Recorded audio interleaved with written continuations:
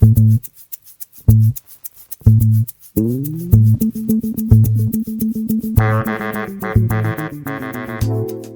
this is Pat Lynch, and welcome back to the Career Pathways Podcast. Normally, we spend a lot of time meeting all the great faculty and staff here at Lyon College, but we decided to broaden our reach. And so with broadening our reach, why not go for the big time, the all-stars. And with that, we have today Crystal Johnson, the CEO of the Greater Batesville Chamber of Commerce. Welcome, Crystal. Thank you. Excited to be on campus. Yep, and as always, joining me here are... Producer Jayson. And Producer Cheyenne. Yep, and can't make it happen without both these guys. So you ready to get started? Yeah, let's dig in. All right. We always start, first thing is just kind of tell us about yourself, because there has to be an interesting story on how somebody ends up as the president of a chamber of commerce. I'd love to hear it. Yeah, it's kind of a funny story. So I'm from Fayetteville in Northwest Arkansas, and I was 20 years old before I knew before I'd ever heard of Batesville. Mm-hmm.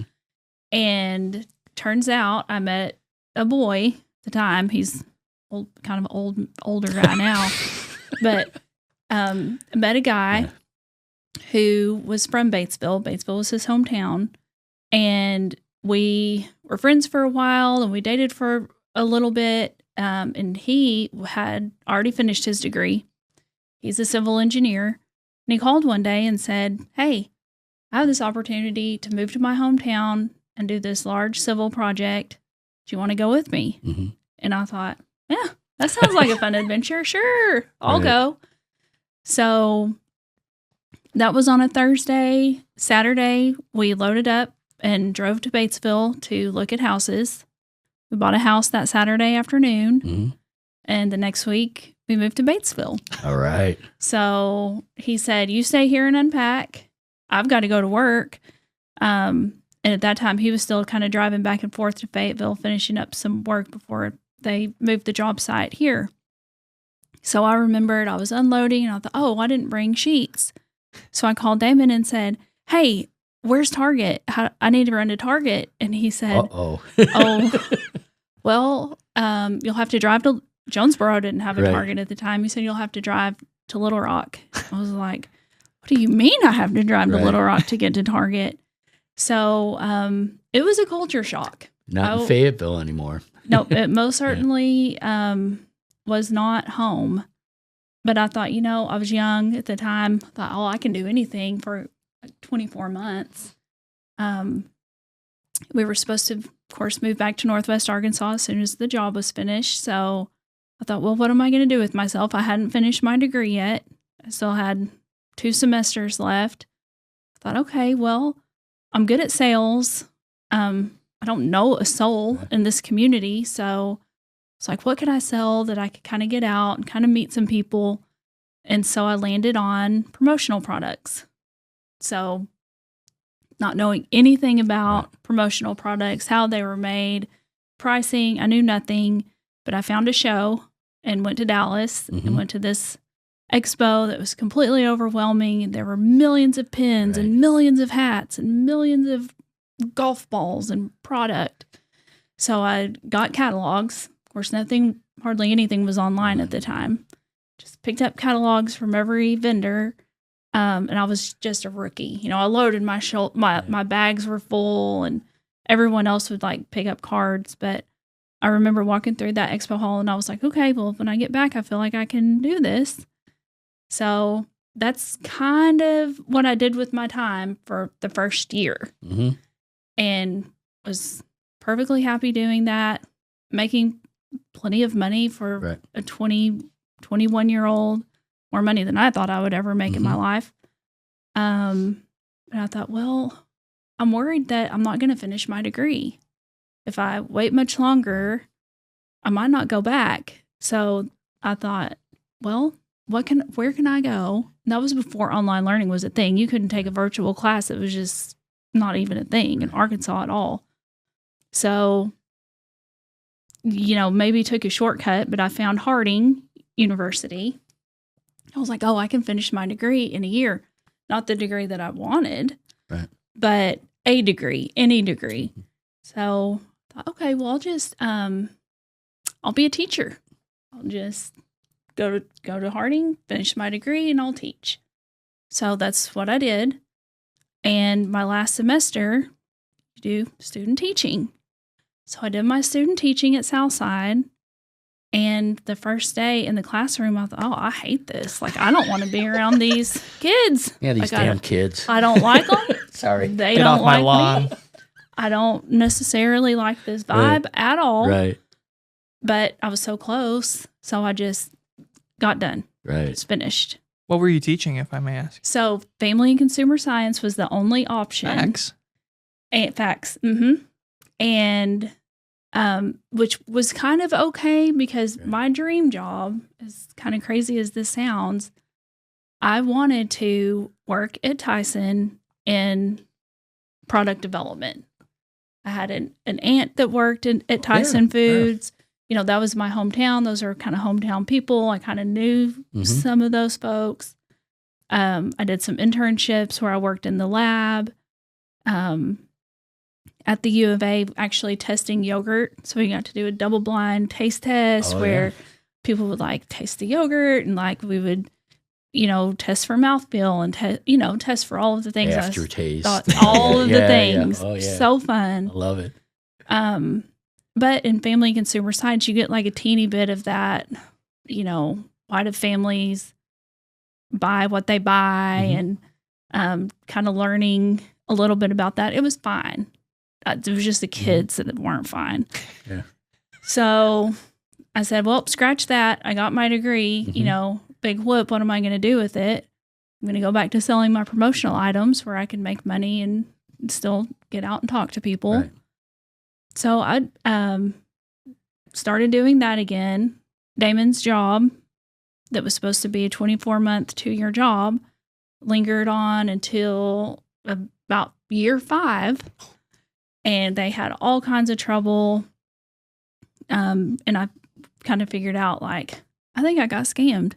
I don't know that I'm ever going to get to move back home. Yeah. I think Batesville is now where we're going to be forever because his family lived here. We were settled. We had a house. I had customers. We were both working. But, even though I wasn't sure what I thought about it when we first moved here after a few years, I was like, I kind of like this. Yeah. I like knowing 50% of the people when I go to Walmart because I'm kind of a people person. I like to say hi and check on people's animals and know kind of about their life and just a little bit slower pace. Right. And I thought, well, you know what? Maybe we could just settle in and get used to this. We kind of used Batesville as our, primary, obviously home where we live, but we can travel to Little Rock Airport or Memphis Airport, or we can go anywhere we want during the weekend. So kind of settled in. We were like, okay, we're here now. And randomly, I got a call out of the blue from the chamber board. My sister-in-law was on the board at the time, and she said, hey, it's kind of weird, but why don't you apply at the chamber? And I thought, oh, good, I can apply at the chamber and sell them Water Carnival t-shirts. There you go. So I thought she was asking me to be on the board. Yeah. Right? So it's like, this is weird, this full-on application and an interview and all the things. And man, this is a pretty serious board, right? But as I kind of got further into the process, she was like, no, you idiot, for the CEO job. And I was like, well, I can't do that. Yeah. I don't know anything about a chamber. So I remember the night before my interview, I started Googling. I was like, what does a chamber do? I looked at every chamber in Arkansas, every website I could find. And at the time, the catchphrase was on everyone's website, live, work, and play. Right. So I was like, okay, well, I'll just take that. And those are the things that I'll talk about in my interview. So I don't know what I said. I'm sure it was terrible, But I ended up getting the damn job. Yeah. And I was like, what do I do now? And they said, you've got it. You've got this under control. It's just sales and marketing. You already know how to do that. It's like, okay, well, I'll try my best because if I'm going to live here, I want to see, a few more amenities. Like maybe I can help and get help, and maybe we can make this place a little bit better. Mm-hmm. So I dug in. We were essentially bankrupt at the time. We had, people say like a big stack of bills you can't pay. Well, that literally happened. So I had no computer. I had one employee that was paid for through a grant. She was part-time. And I remember the first day I sat and I said, okay, surely the city of Batesville won't cut off our water. Surely I can call Entergy and they'll give me a little bit extra time. So I made a stack of the people that I called and said, hey, can you give us some grace? And then I was like, what are we going to do with all these other bills? So we just started having events, and every chamber is so different. Some chambers still only do events. But it's primarily not to fund great work, but just to fund salaries and just to pay for overhead. And that was really all we could do. Mm-hmm. So that's all we did for 5 years was dig out of the hole, pay off our debt. We had $120,000 in water carnival debt from a failed festival. So slowly kind of climbed out of the hole. Yeah. We got to a place where I was able to hire a couple of people to help. And we were okay with that. We were back. We started rebuilding our reputation a little bit. We learned how to do all of our chamber work, which looked like events, huge amounts of events, but also rebuilding our membership. So most of our members, I would say 90% are small business. Right. So 1 to 5 employees. But we rebuilt our membership base. And so we were kind of smooth sailing. We were like, okay, we got this. We're making money. We're doing programs. Our members are happy. We had a Facebook page. Like that was the biggest deal on the face of the planet. Yep, there you go. So it's like, we made it. But then, I kind of stepped back and I was like, well, I'm not doing any of the things that I was excited about when I accepted the job. I wanted to elevate the community. Mm-hmm. I wanted to kind of put Batesville and Independence County on the map, and hosting golf tournaments, that ain't it. That wasn't the way to do it. So with the support of our chamber board, I said, hey, we've got a little bit extra capacity. We've got a little bit extra money. Let's see if we can't partner with our city government or our county government, see what they're working on that fits within our mission, which is to improve quality of life and support our business community. Simple as that. Let's see if we can add some resources to their teams and get things moving a little bit. Right. So I called our county judge and I said, hey, judge, what's the plan? Do we have a strategic plan? He was like, well, no, I'm just worried about, our roads and infrastructure and picking up trash and taking care of our county residents. That's my plan. Yeah. Like, well, that's not really what I was thinking. So I called the city and I said, hey, Mayor Ellenbaugh, he had just started. It was his second year in office when I started. I was like, Rick, what's the plan? What's the move? And he said, oh, I've got a plan. Let me get it for you. So he handed me a zoning map of where the planning commission had zoned, like, this is residential, this is commercial, this is whatever, industrial. Like, okay, but how are we going to grow? Are we growing housing? Are we growing commercial? Are we expanding industrial? And he was like, oh, I don't know. Just any future development goes in these blocks. So nobody really owned it. And that's no one, kind of where you saw an opportunity and took it. Yep. All right. I thought, well, yeah, maybe we can serve the community in that way. So what I learned quickly, as at that time I was 27 when I got hired, and I was this young blonde girl that no one really took serious at all. Right. And I was like, you guys, I don't have any street cred. Like, I go to these conferences, I'm trying to learn new things. No one's giving me any attention. They're kind of blowing me off. I need some street cred and I need some education. So I asked them if they would consider, in exchange for a 5-year contract, consider sending me back to school to get a master's degree in community and economic development.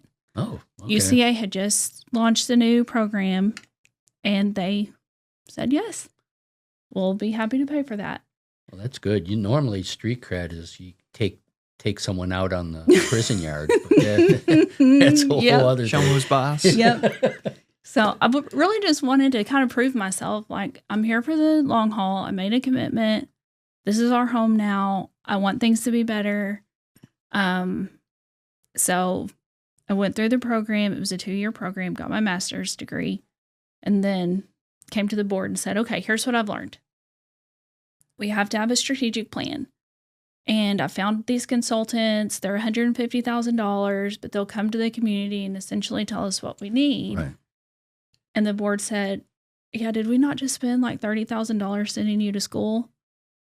You need to lead the strategic plan. And I was like, oh no, that's a lot of work. Yeah.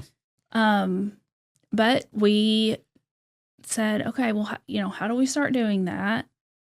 And we talked to other communities who had a strategic plan. So Conway, they're a really robust chamber, kind of how I saw us kind of morphing into that type of a chamber. So I called Brad Lacey, which is one of my mentors. He's been in his role for a long time, 25 years now, probably. And I said, okay, Brad, how'd you do it? And he said, I'll send you a copy of the survey. We got 1,000 responses back. And I thought, okay, well, if we can get 250 responses, I'll feel like we have a pretty good sample. So we were very intentional about providing the surveys. We went to, we did a mailer, which I learned that if you send one piece of mail one time, you've sent one piece of mail one time, and most people don't see it. So we sent a mailer, didn't get much response. So then we said, all right, let's just do kind of boots on the ground. We went to soccer games on Saturdays. We stood outside of the elementary school to catch like the parents and grandparents dropping off their kids. We stood outside of Walmart. We made kiosks, which sounds fancy. They weren't fancy. They were cardboard boxes with the little survey and a pencil attached where people, as they were like coming in to buy their groceries or whatever, could do a quick survey and drop it off. Well, over time, once kind of word got out, we were flooded with responses. We had hired one intern to do data entry. And I remember she came in with a box. I mean, nothing was electronic, hardly anything. She came back with a box and she was like, Crystal, I'm sorry, but I quit. Like, there's so many surveys. I was like, well, how many do we have? We had 2,500 responses. Yeah. So that was huge. I was like, these people, like our community members, they have probably never been asked for their opinion. Right. And they're giving it to us. Yeah, and that's like a 20% response rate for the area. Yeah. It was huge. And that was, so we cut it off and said, let's just see if we can analyze this data. Yeah. Because anymore, it's like, we're going to get overwhelmed. We're not going to know what to do. What did the data say? So it was completely overwhelming because of the way that we did our survey, which I've learned since then to ask a little bit more specific questions. But the responses that we received were everything from Batesville needs a Chick-fil-A to, we need to and a recruit Waffle House. all of the things. Very reasonable. Right. All of the things to, we need more and better jobs. Yeah. So we we tried to analyze the data the best that we could.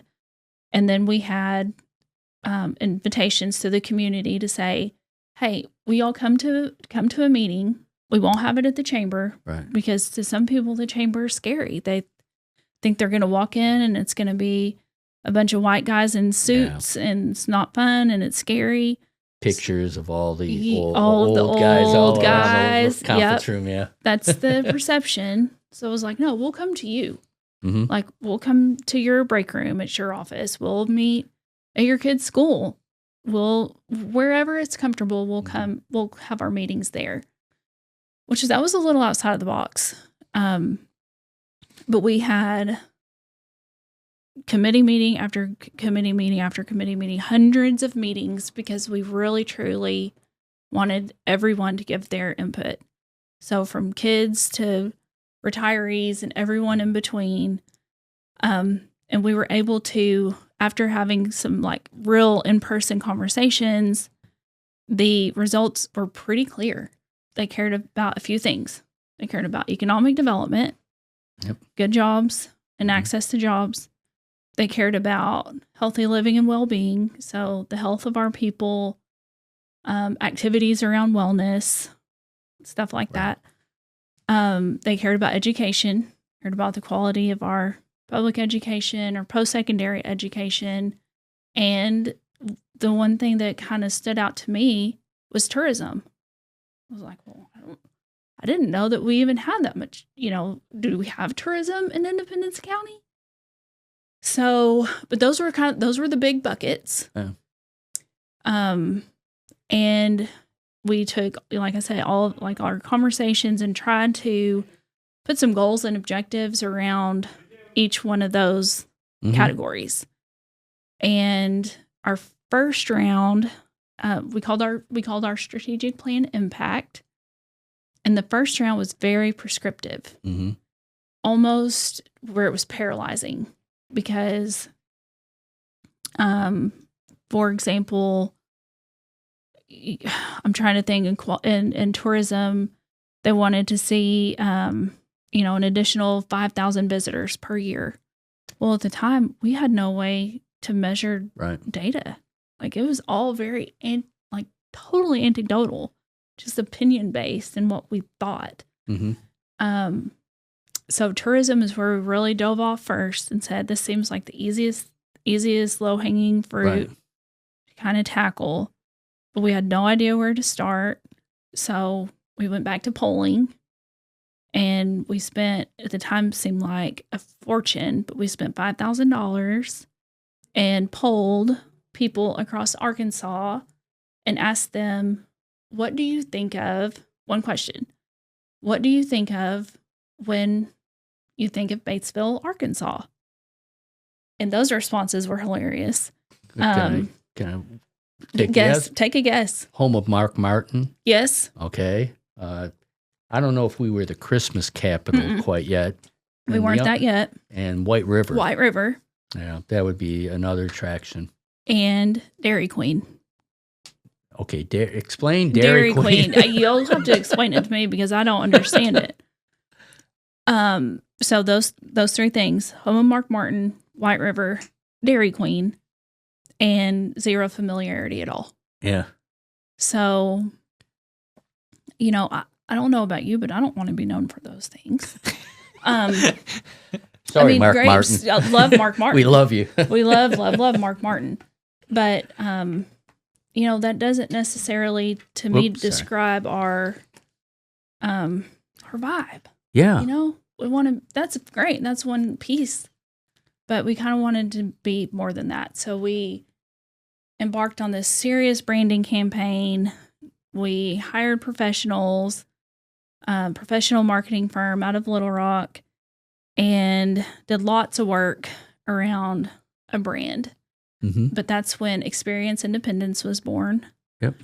And that's caught on and has kind of withstood the test of time. It really hadn't gone out of style. We still use that, but we had to have something that we could all embrace.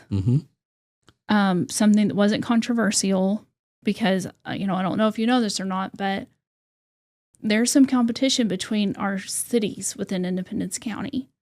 So we wanted one unified brand that if you lived in Southside, you could still identify with Experience Independence. If you lived in Batesville, you could identify with Experience Independence. We did these big pushes where we had our logos on all the police cars with the city and the county, all of our municipal vehicles. We got a billboard. We, again, with the Facebook page, got a new Facebook page, got a new website, and really started building around that identity. And since then, our tourism program's really kind of been on fire. I mean, we hired Chris Hill eventually, someone who could help us with the data piece, because I don't like to use anecdotal information. If you're writing a grant and it's just coming out of what's in Crystal's head, you won't get the grant. Yeah. No, we were not being successful. So now we spend a lot on subscriptions for data tools. But now we're able to measure if we have an ad buy in online. We're able to measure the return on investment with real numbers, not just who we think saw the ad. Now to the point where we can actually, if we have an event, let's say Scott Fest, we can kind of drill down, almost draw a square around Lyon College campus. Then we can, have an ad buy. And let's say, I don't know where we put it, Arkansas Parks and Heritage and Tourism. We can actually track who opened the ad and then see if those people ever came to Lyon College. Right. And we can measure the impact. So Lyon College, it's like Scott Fest helped in terms of the whole tourism, as far as the tourism goal, which, just familiarity with the numbers we get, that goes a long way towards, helping you meet that goal, along with, like we mentioned, the Christmas. Yes. That's just kind of developed into something real special. I just remember the first year it was nice, but then it became like really nice. And so, you just those two things alone. You mentioned Experience Independence. The name of the organization is Greater Batesville Chamber of Commerce, not Independence County Chamber of Commerce. That's deliberate. So, the Batesville Area Chamber of Commerce, that was our original founding articles of incorporation, all of our founding bylaws, and we have tried to stay true to that. So, Experience Independence really lives out of a separate, you kind of think of it in buckets. Right. We have the chamber, we have Experience Independence, and then we have our community and economic development work that we call Impact. So it's all managed out of the chamber, right? But Impact has its own foundation and board of directors. Chamber. Okay. So we've added some formal structure to help us with identity, kind of who are we, what are we doing, what is our mission, but then also funding. It's easier to apply for funding as a charity, which is the Impact Foundation, right, than it is a business organization. So, which is the chamber. So it's an LLC or what? It's a 501c6. That I'm not okay. Versus a 501c3. The nonprofit. Yeah. So just taking advantage of different tax opportunities. Yeah. How do you approach economic? There's two things: economic development, community development. So economic development here in Greater Batesville. I imagine it's how to bring jobs to the area, how to keep jobs in the area. So what's the strategic approach? So just like you said, depending on who you ask, they will define economic development as attracting a new factory. Right. So, and that's great and that's fine, but that's expensive. We're kind of disadvantaged as far as geography goes. We have no interstate close. We're just at a serious disadvantage. So we don't spend, and we have no funding. Right. So just like a little history lesson, at one time, the voters in Independence County passed an economic development tax that had a 5-year sunset. So essentially the voters said, we'll pay the tax for a year. We'll see how y'all do. If we're not happy with it, then we won't renew it. But if we are happy with it, we'll renew it at the polls. And that was a program that was managed through our county office. Mm-hmm. We were of course there for support, but they led the strategy. They had their own economic developer, and the perception from the county was that it was not successful. So that tax rolled off the books.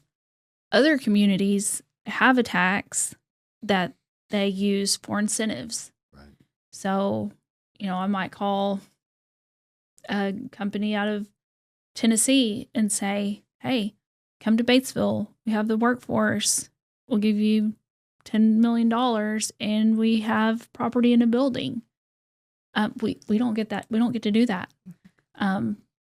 So we kind of had to take a different approach and say, what can we do with our local existing business and industry partners to get them what they need so they can expand? Right. So we started having those conversations with them, 5, 6, 7 years ago.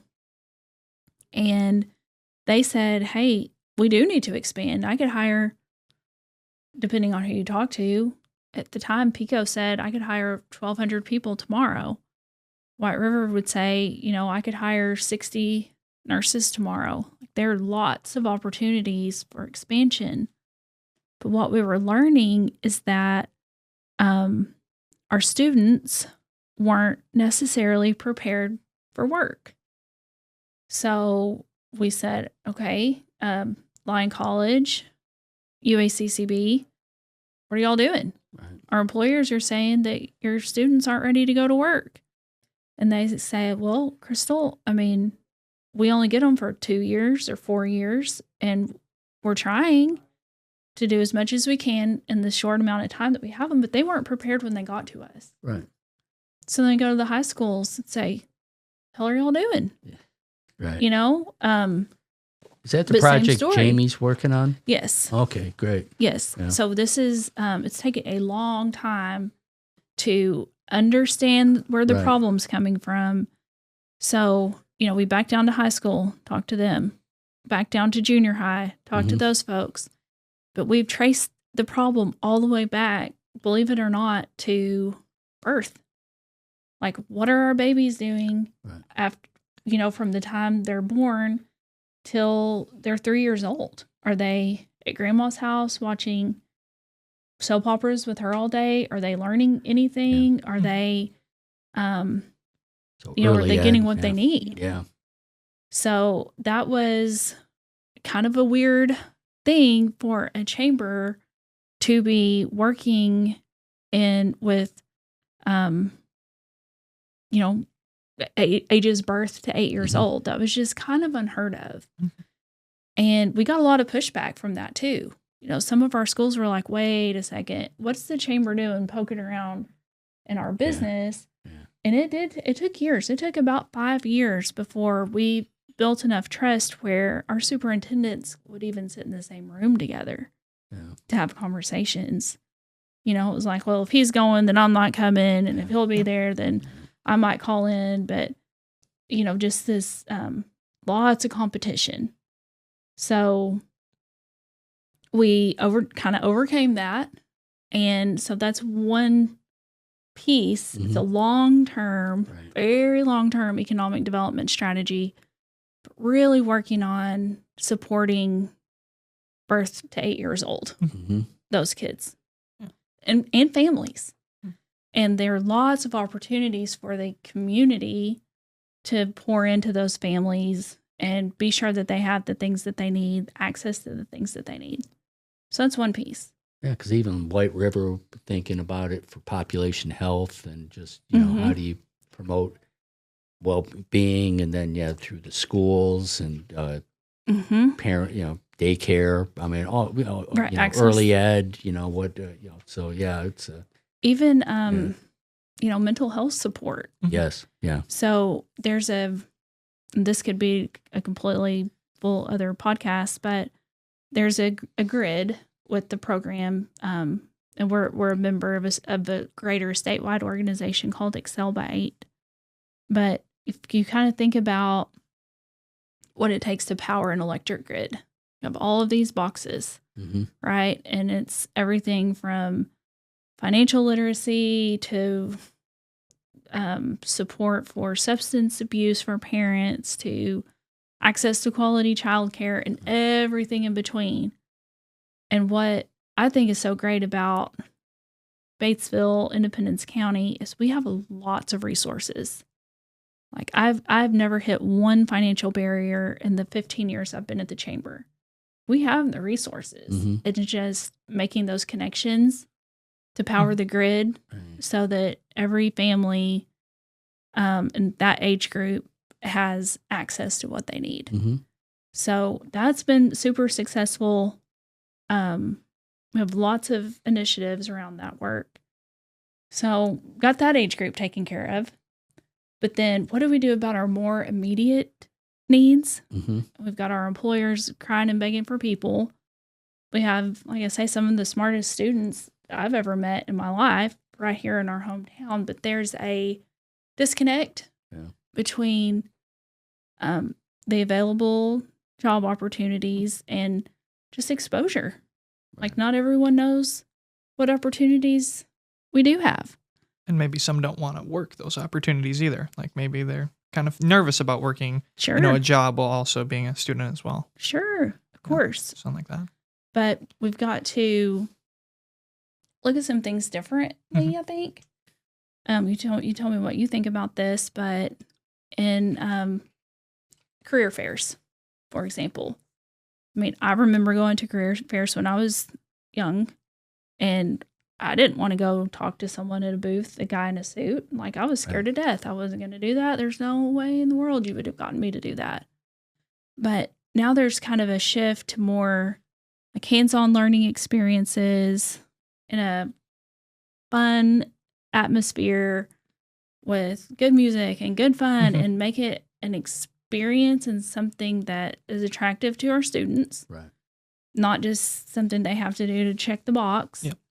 But then actually create an environment where they can have, meet new people and let our employer say, hey, here's a host of jobs that we're hiring for. And maybe you're not ready today, but I would sure like to keep in contact with you and maybe offer you a job your senior or junior year of high school or of college, and we want you to come back. Those things are working in other communities. We're just a little bit late to the game. And of no fault to anyone. It's just sometimes that's the way we've always done things, and that's the way we keep doing things. Well, and that's where, you just look and look for opportunities, because just kind of from a career services viewpoint, where's kind of the areas that are growing here in Greater Batesville. Well, First Community Bank just continues to grow. So there's an opportunity. Life Plus, goodness, they're, they built their whole business selling outside the U.S. and now they said, okay, well let's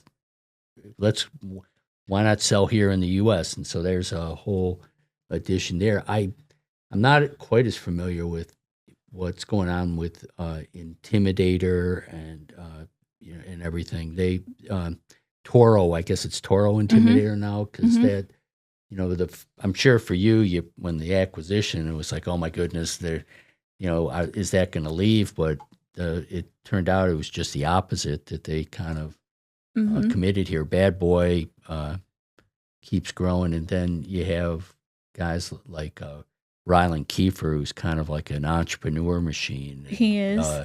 Which is wonderful. Yeah. That's exact the type of people you need that, okay, now here's Outlaw and, gosh, what's the one with Elliot Stampley, what he's involved? That's Rylan's too, isn't it? The baseball nets? Mm-hmm.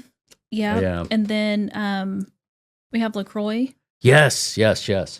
And they're always working on expansions and they do cool things. I mean, they make things in optics, high powered, just the most precise, technical, precise optics in a lab. But they also have sales teams, and they also have HR, and they also have accounting, and so the goal is to provide our students with exposure to those jobs, give them some kind of a hands-on experience so they kind of get the vibe of what they would be doing, so they don't do what I did. So they don't spend $30,000 on a teaching degree that I'll never use. I hope I'll never use it. I'll be in a bad way if I have to use it. Go back. Nothing personal, kids, but community development. Now, kind of your take on, as far as what kind of in the strategic plan, what community development is, because one of the interesting things is kind of where I've seen you in action a couple times is, I don't know if you call it like in the political area, like you and the mayor. I remember the mayor and you. I have an English major next to me, so I got to always correct my grammar.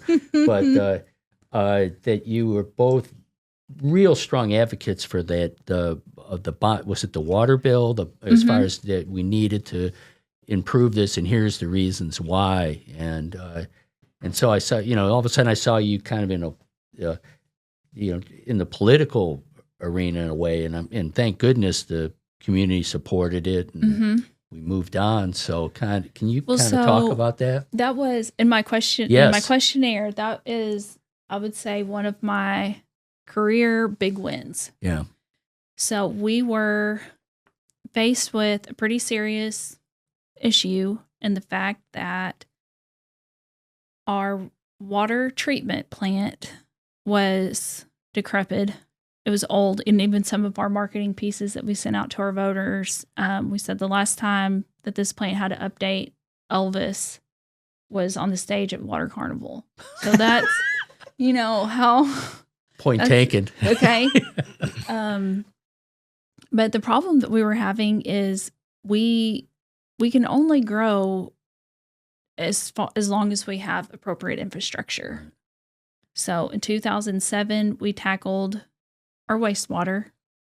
So we were being fined by ADQ because we were not meeting permit, which meant we couldn't build new houses. We couldn't recruit new industry. Oh, boy. Yeah. We couldn't recruit any large water user because we couldn't treat the wastewater. What happens when you flush your toilets, or what happens when, the poultry industry uses lots of water spray, or Bad Boy uses lots of water spray in their paint booths. Flowers, Ideal Baking uses tons of water. Hospital uses tons of water. And that used water has to go somewhere, and it has to be treated. So that was a big issue that we fixed in 2007. A huge investment from our voters. Well, thankfully, our community has grown so rapidly that that sales tax and the money that was borrowed was able to be paid back faster than expected. Right. So, which was a good thing, because by the time that bond was ready to pay off, the city said, hey, we have another big problem. Our water treatment plant is like about to die. Yeah. And we have to, or not water treatment, but our water system is about to die. And that's where we get our drinking water, right? It pulls out of the White River into they call it intake, and then it goes to that kind of ugly peach-looking plant at Riverside Park. It's got chain link around it and big, water tank-looking things. You know what I'm talking about? You've seen it? Mm-hmm. They were like, we're going to have to ask the voters if they would allow us to use that sales tax that we were using for our wastewater. Now that that's about paid off, see if we can use it for water treatment. So, that was a no-brainer. We had to do that. We all want clean drinking water. But so that was kind of the economic development side. Right.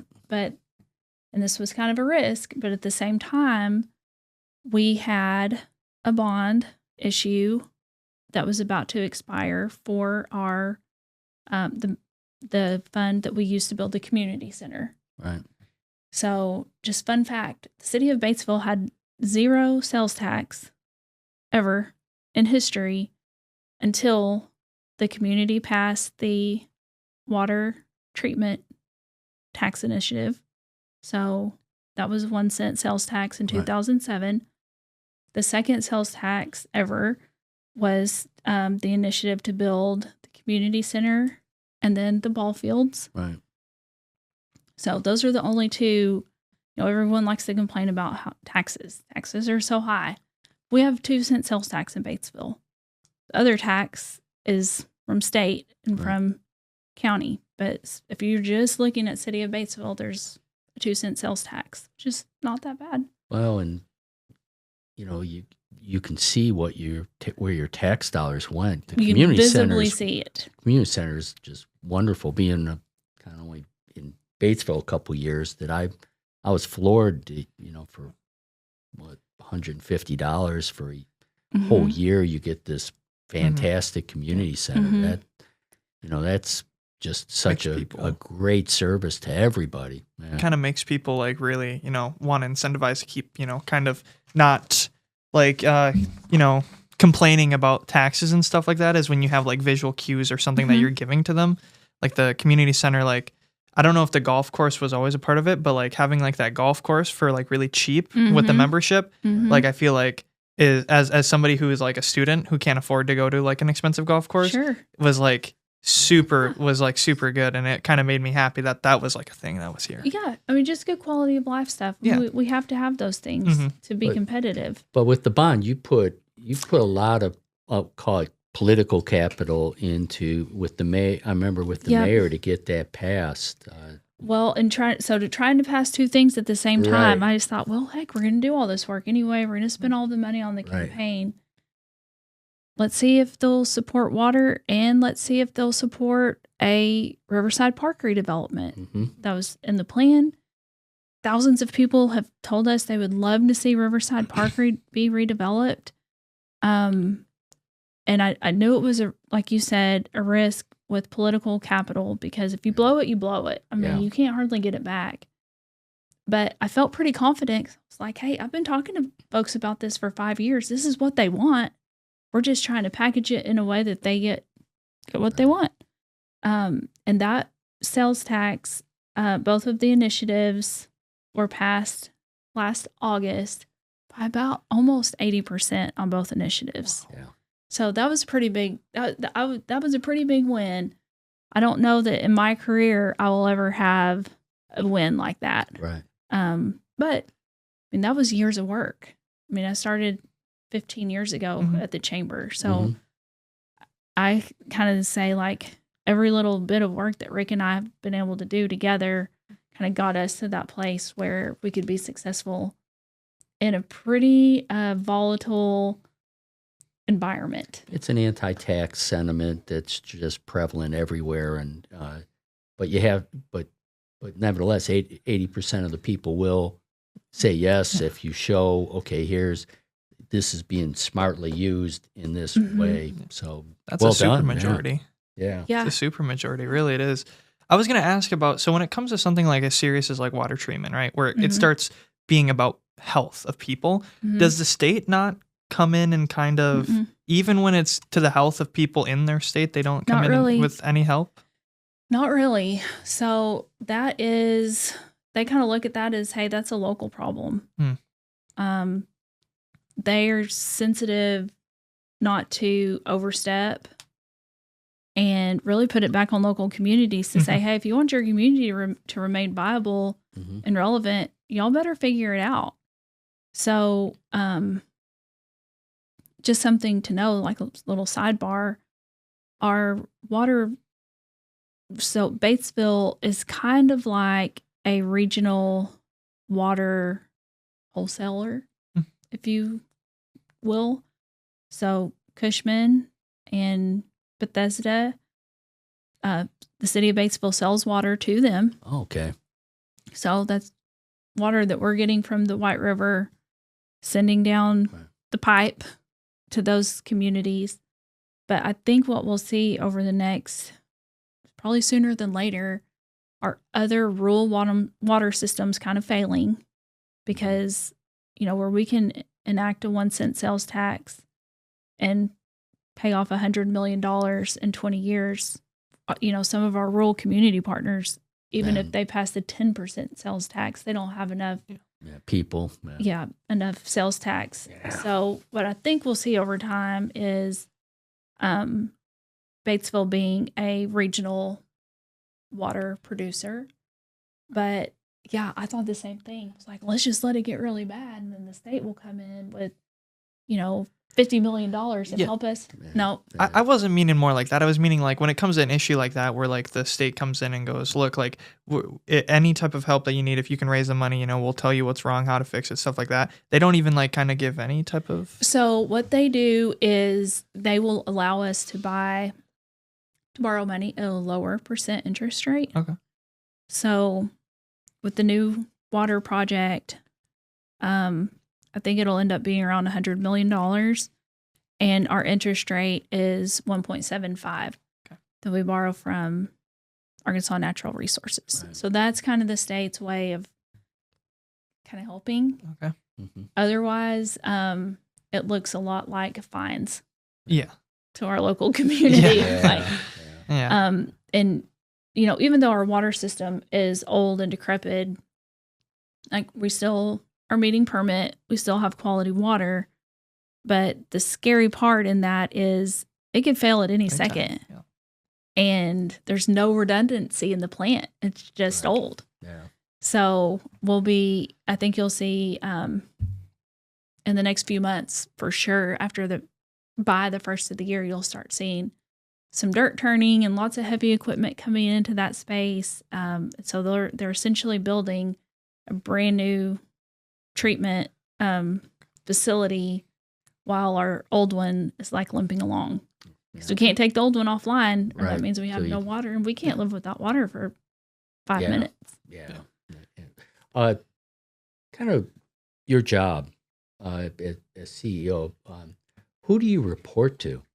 So I have a board of directors. Yes. It's a board of our bylaws allow us to have up to 16 board members. Right. They're kind of self-appointed through the board of a nominating committee. Yeah. And we just kind of word of mouth, kind of spread the word to say, we'll have a board opening. We usually have either somewhere between 2 and 4 openings a year. Yeah. Melissa Tavener is on your board. Mm-hmm. Yeah. Dr. Tavener, she's a great advocate. Love working with her. But yes, so they are essentially my boss.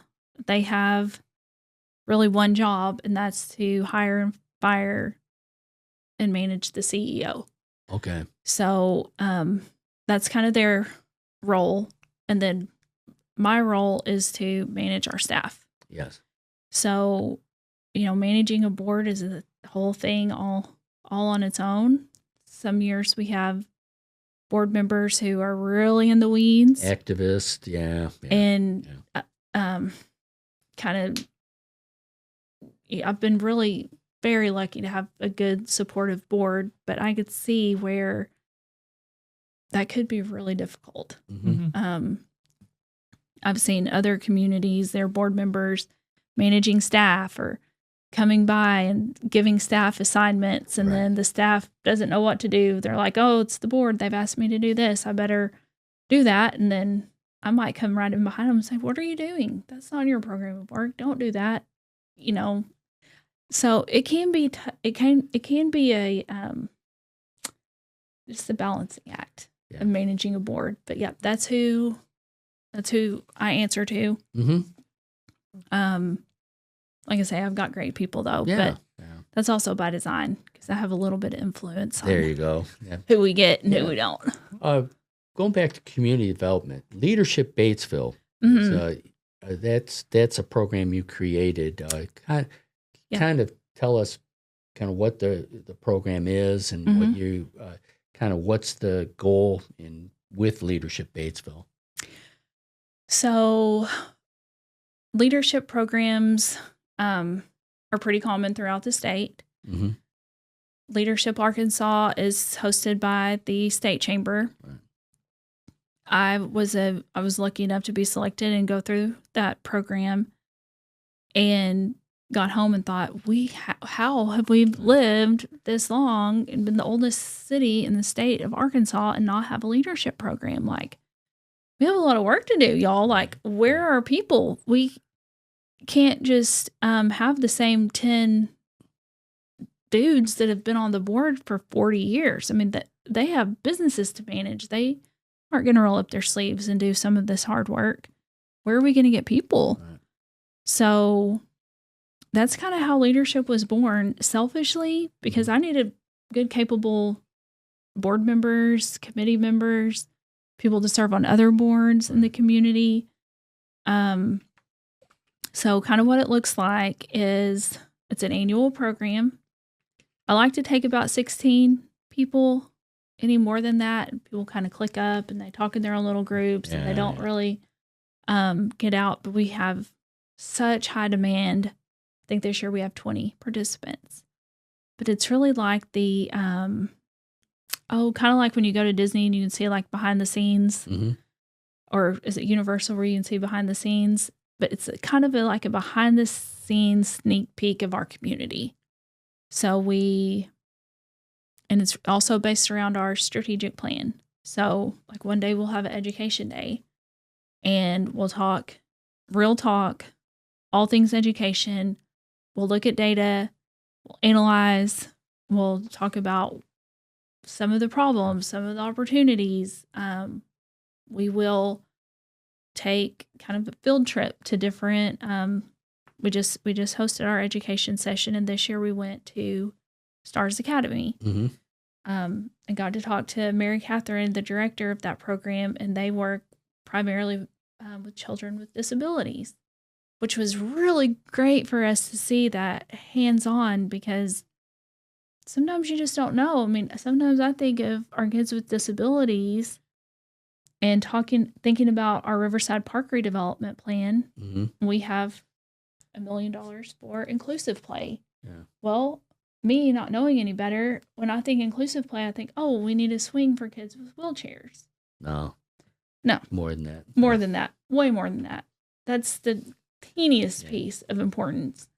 But just exposing our community leaders, people who want to be engaged, people who want to participate, just exposing them to other things in our community that they wouldn't have the chance to see otherwise. Yeah, it's a great program. I did a similar thing back in Atlanta, and was in the leadership program, and it was much bigger city government, so they would rotate us through all the areas. Sit with the judge, sit with the police department, sit with zoning, and then what we then after that is we went into our different like areas that we would want to volunteer. I took an interest in zoning. I thought that was just fascinating, and so I got involved there, and I'll tell you, one of the great things was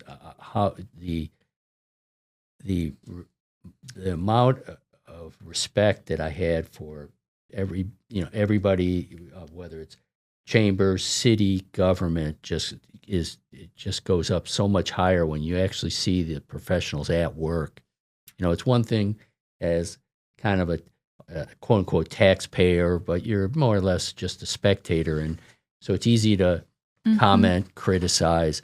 You get into really seeing the how they manage decisions, and you realize just how well it feels good because you realize how well managed everything is. At least the situation I was in, and I'm certain that it's the same thing with the each class in leadership Batesville, where they get to see how things are done, and so now they go out into the community, and it just helps. It helps you get that 80% support on an important bond. Well, we also do lots of industry tours. So it's just, eye-opening. So one of our last industry days, we took a tour of Pico. Yeah.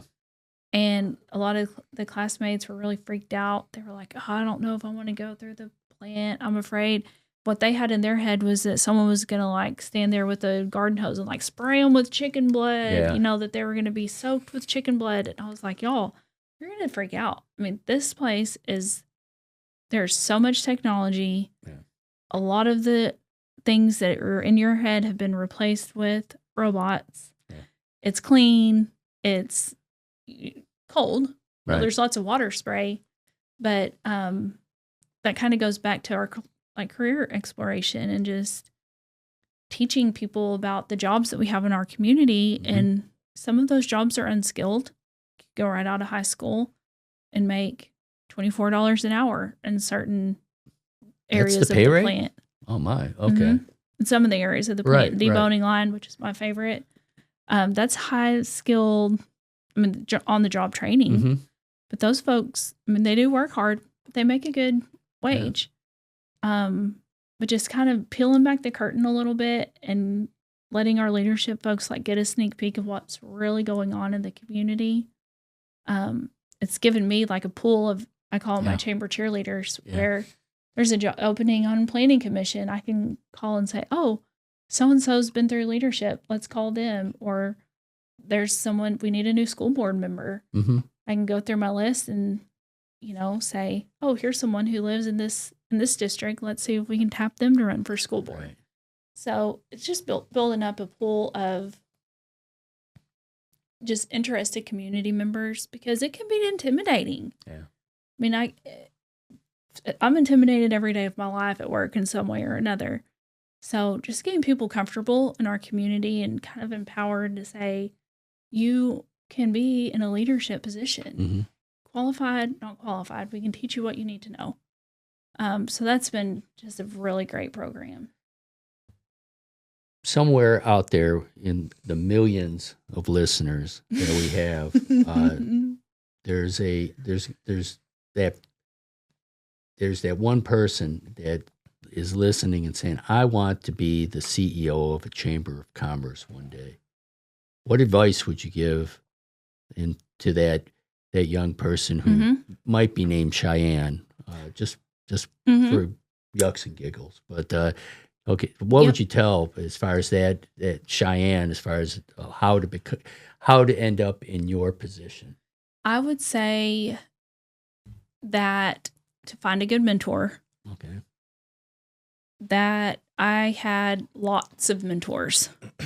So just even reach out and just reach out. How do you find a mentor? You would be so surprised, especially in the chamber world. Yeah.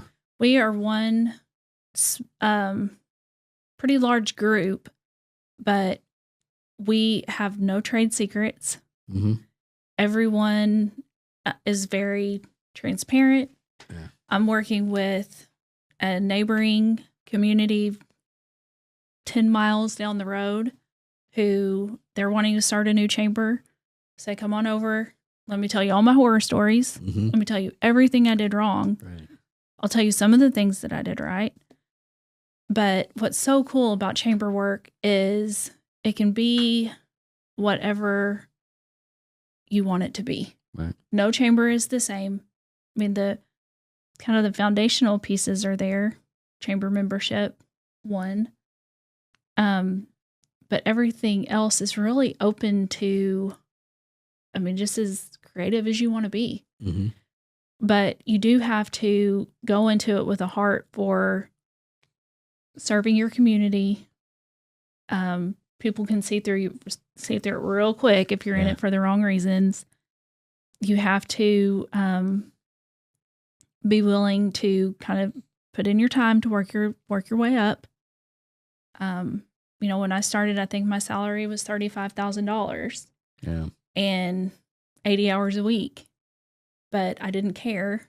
I wanted to do the work, and I could see I have a little bit of entrepreneurship brain. I could see that if I did the right things, my salary would kind of adjust to that point. But if anyone's interested, come see me. Come talk to me. Like, come work with us. Right. We have opportunities. You don't have to work for us full time.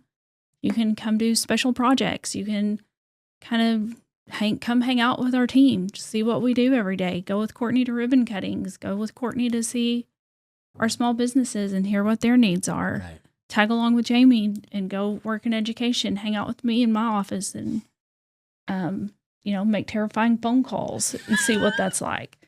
But chamber folks that I've never met a chamber person I didn't like. Nice.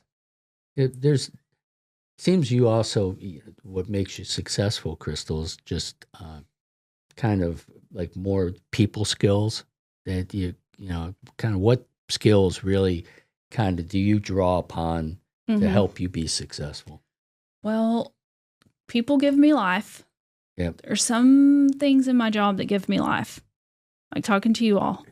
I was nervous. Don't get me wrong. I'm always going to be a spaz. They were worried because you had that thing about students, and high school students. Yeah. All right. High school students. As soon as I get out of high school, perfect. They get better. Yeah, obviously. But there's things that also kind of suck the life out of me. Like, I can do a podcast just fine, but if you put a camera in front of my face, I will turn red. I'll be the biggest flop you've ever seen. Like, some of my horror stories are me trying to talk to news cameras. I'm not good. I lock up. Yeah. I've taken classes. I've watched a million gazillion TED Talks. This is not my skill. Right. So I kind of learned what am I good at and what am I going to lay in bed and replay in my head for the next 2 years that I did so bad. So I just don't do those things anymore. But I think that makes me good at my job, and I'm pretty, I don't just kind of say it how it is. And I think there's a high level of diplomacy. You have a way, I'm sure you've given you kind of an assessment. There'd be like you'd be a consensus builder because you got all these different constituencies, and how do you bring them together towards a shared vision, which is, that I guess that's the dictionary definition of a leader in many ways. Well, it could be. Yes. I do care what everyone has to say. We do a lot of work. I'm fascinated by our different like segments, like our tapestry segmentation. I'm fascinated by learning about our community and the traits of different groups of people. Right. But I mean, we're all people, right? Then some of us have different careers. Some of us have different lifestyles that we like to live, but we're all people living in the community. I think everyone has the right to give their opinion and have the opportunity to engage. I think that builds some respect and some. I think that's probably my best leadership quality. And like I say, the areas of things where I'm going to flop and I know I'm not good at, just hire people to do that for me. There you go. Yeah. Let somebody else. Yeah. Let someone else do it. Well, everything. I think that's a good place to end. I was going to ask, so for the tourism section of Batesville, was the museum, like, you know how there's that Batesville museum? I love it. I thought it was amazing when I went. Cool in it. Was that part of any of your guys' initiative, or was that already kind of set up? Nope, in that was stone? already there. That's been there for a really long time. There's a new director, Kathy Schonk. Yeah. She's cool. We have a couple students who've been doing work for it. And wonderful. Yeah. We do lots of promotion of the museum because it's kind of a secret.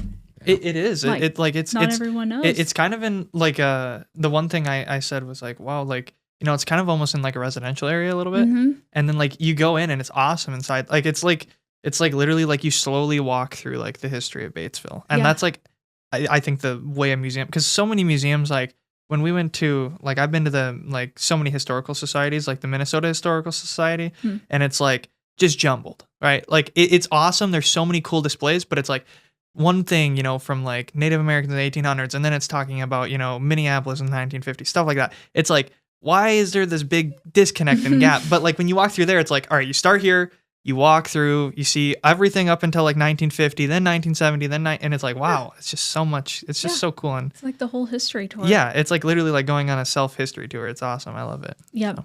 Yep. Nope. So that's not us, but we do our best to promote them and their activities and help them with whatever they need. Team support. There. Yeah. Yep.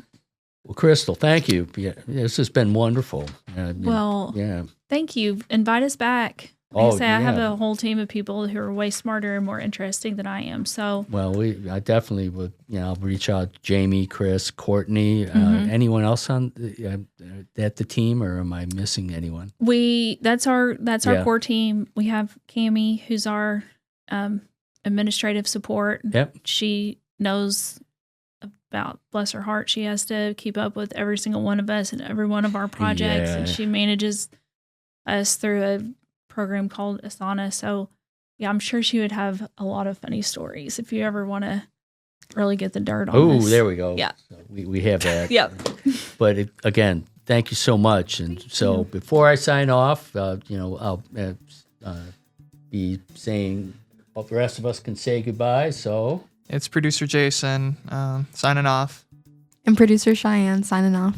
And this is Pat Lynch. Thank you again for listening to the Career Pathway and watching the Career Pathways podcast. We come to you every week. And how do you find the Career Pathways podcast? Someone here has that answer. I don't know who that is.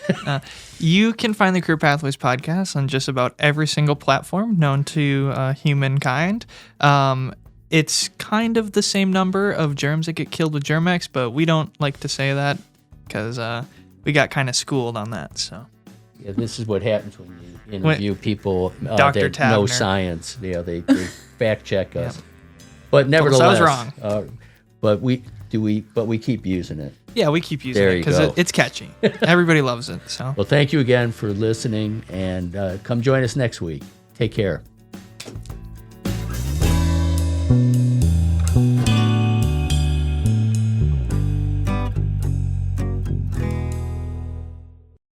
this broadcast is sponsored in part by Lyon College and by KILT Studios.